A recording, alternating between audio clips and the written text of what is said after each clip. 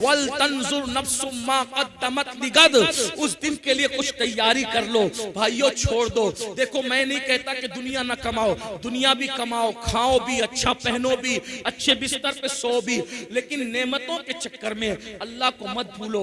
नमाज का वक्त आए नमाज पढ़ो, इबादत का वक्त आए इबादत करो, हराम मत खाओ, सूद मत खाओ, जुआ मत खेलो, नशा मत करो। आज मुसलमानों के मोहल्ले में 16-16, 17-17 साल के लड़कों को नशे का आदी बनाया जा रहा है, नशे की तरफ धकेला जा रहा है, नशे में डुबाया जा रहा है। क्यों? मैं पूरे हिंदुस्तान में ये बात कर रहा हूँ।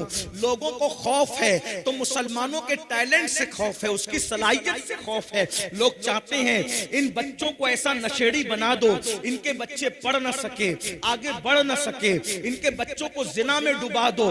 और ये जितनी फिल्में हैं, कोई फिल्म ऐसी नहीं जिसमें जिना ना हो, भागने भगाने का सीन ना हो। लेकिन मैं अपने लड़कों और लड़कियों से कहता हूं, ये फिल्में रील है, रील रील। जो पढ़े लिखे लोग हैं वो समझेंगे, रील और रियल में फर्क है। रील और रियल में फर्क है। रील में कोई भगा के ले जाए उसको कोई प्रॉब्लम नहीं है, क्योंकि वो एक्टिंग कर रहा है भागने भगाने की। लेकिन रियल में कोई भगा के ले जाए तो उसको कितनी तकलीफ आएगी। तो रील को देखकर रियल मत करो। पहली बात, वो रील जो तुम्हारी जिंदगी तबाह कर दे, वो रील आपको देखने की जरूरत नहीं है। अगर किसी को देखना है तो फिर उस रियलिटी को देखो जिसे दुनिया मोहम्मदुर रसूलुल्लाह का किरदार करती है। कुरान कहता है लक़द कान लकुम फी रसूलिल्लाहि उस्वतुन हसना, कि तुम्हारे नबी की जिंदगी में तुम्हारे लिए नमूना है। अल्लाहु अकबर।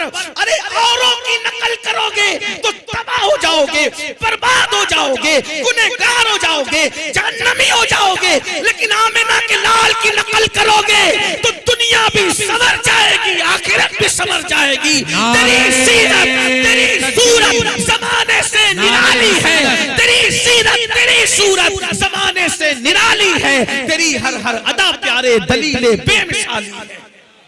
हुजूर की सुन्नतों पर अमल करो। उनका अखलाक क्या है, उनका किरदार क्या है, उनकी जिंदगी क्या है, उनका अंदाज़े बंदगी क्या है कोई उन जैसा? अल्लाह अकबर। वो तो दुश्मनों के लिए चादर बिछाते हैं। हमने फिल्में और सीरियल देखकर सगे भाइयों से दुश्मनी की है, लेकिन वो रसूल, उनका किरदार, जिसने दुश्मनों के लिए चादरें बिछाई, जिसने चचा का कलेजा चबाने वालों को माफ किया, हुजूर का किरदार। वहशी जिसने अमीर हमजा सरकार को शहीद किया था, और एक खातून जिसने सरकार अमीर हमजा का कलेजा चबाया था।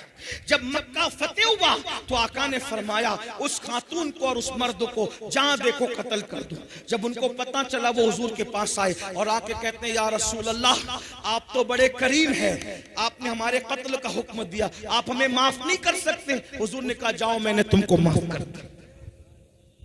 और आज हम सगे भाई को माफ नहीं करते। क्यों? हुजूर को नहीं देखा। वो रसूल जानवरों पर भी रहम करते। रहमतुल्लिल आलमीन का जश्न मना रहे हो, देखो हुजूर को क्या करम है, क्या रहम है हुजूर को। अल्लाह अकबर। कैसा करम फरमाते हैं दूसरी मखलूक पर। रिवायतों में आता है, सीरत की किताबों में है, एक लश्कर जा रहा था, इस्लामी लश्कर, इस्लामी लश्कर, बड़ा लश्कर था। हुजूर आगे आगे चल रहे थे, लश्कर पीछे पीछे चल रहा था। अल्लाह के रसूल ने देखा एक कुतिया जमीन पे लेटकर अपने बच्चों को दूध पिला रही है। सरकार ने देखा तो सहाबा को कहा अगर तुम यहां से गुजरोगे तो ये कुतिया डर के भाग जाएगी, और भाग जाएगी तो इसके बच्चों के मुंह से दूध छूट जाएगा। इसलिए कुतिया के बच्चों के मुंह से दूध ना छूटे, तुम लोग अपना रास्ता बदल दो। कुतिया के लिए लश्कर का रास्ता बदल दिया और सहाबी को वहां खड़ा करके कहा मैं आगे जाता हूं, पीछे आने वालों को इत्तला हो ना हो, वो इधर से जाएंगे तो कुतिया भाग जाएगी। तुम्हारी ड्यूटी है जब तक के लश्कर पूरा गुजर ना जाए, तुम यहाँ खड़े रहकर कहना कुतिया बच्चे को दूध पिला रही है, वो उठ के भागेगी तो बच्चों के मुंह से दूध छूट जाएगा। इसलिए सब लोग अपना रास्ता बदल दो। सहाबी की ड्यूटी कुत्तों के बच्चों के मुंह से दूध ना छूटे, इस खातिर हुजूर ने ड्यूटी लगाई जो कुत्तों के बच्चों पे इतना रहम करता हो, वो अपनी उम्मत के मामले में कितना करीम और रहीम है। ऐसे हमारे नबी हैं। और आज हम रहम जानते ही नहीं, पड़ोसी को सता रहे, भाइयों को सता रहे, माँ बाप को सता रहे, बीवी को सता रहे, बच्चों को सता रहे। किसका हक अदा कर रहे हो वो तो बताओ, किसका हक अदा कर रहे हो?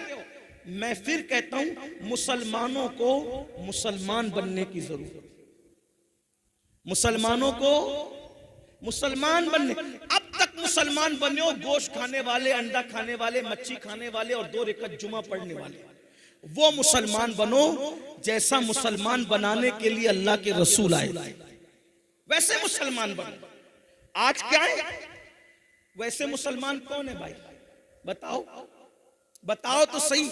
वो मुसलमान कैसे थे? एक के बाद एक के बाद एक के बाद 3 मुसलमान जमीन पे गिरे और तड़पने लगे जंग में। एक मुसलमान कहता है पानी पानी पानी पिलाओ, अल अतश अल अतश अल अतश। जैसी बच्ची पानी का मशकीजा लेके उस मुसलमान के पास पहुंची, सहाबी थे वो, दूसरे मुसलमान ने कहा मुझे पानी चाहिए। इन्होंने मुंह हटा के कहा बेटी पहले उनको पिला दो, मुझसे ज्यादा उनको जरूरत है। उसके बाद तीसरे साहबी ने कहा मुझे पानी पिलाओ, तो दूसरे ने मुंह हटा के कहा बेटी पहले उनको पिला दो, मुझसे ज्यादा उनको जरूरत है। तीसरे के पास पहुंची वो शहीद हो गए थे, दूसरे के पास पहुंची वो शहीद हो गए थे, पहले के पास पहुंची वो भी शहीद हो गए थे। ये मुसलमान किसके बनाए हुए? रसूलुल्लाह के। और हम लोग अगर वलीमे में जाए ना, शादी के वलीमे में, उधर निकाह होता रहता, इधर हम अपनी जगह संभाल के बैठते हैं कि अभी निकाह भी नहीं हुआ, पहले हमारे पेट में खाना आना चाहिए, माजरत के साथ। बल्कि शादियों में बैठने के लिए भी झगड़ा होता है कि यहां मैं बैठूंगा, 4 कुर्सी मैंने संभाली थी मेरी, मेरे बच्चों की, मेरे भाई की, तू कैसे आके बैठ गया? कहां वो मुसलमान अपने भाई के लिए प्यासा शहीद हो रहा है? कहां ये मुसलमान वलीमे में भी झगड़ा कर रहा है जगह पे बैठने के लिए? कौन से मुसलमान हो बताओ ना। ये शहादत कहे उल्फत में कदम रखना है। लोग आसान समझते हैं मुसलमान होना, बहुत आसान है काफिर का मुसलमान होना, बहुत मुश्किल है मुसलमान का मुसलमान होना।